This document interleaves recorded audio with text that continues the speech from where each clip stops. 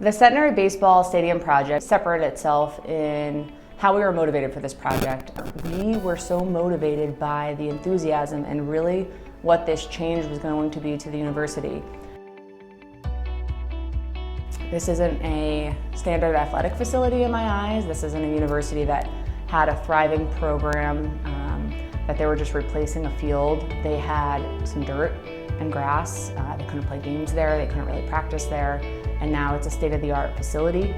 More so, the academic offerings, and I've witnessed this already, that they're using this facility for are pretty neat. There was a lot of challenges that we had to overcome.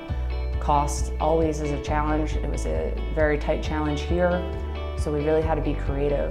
The university can't stop complimenting how detailed we were, how accurate we were, how honest we were on the process and the final product. So this has been a real win for us. We enjoyed the ribbon cutting ceremony in the spring season when the Centenary University Cyclones have a game. The psych development teams can go enjoy it with our families. It's pretty cool to be part of.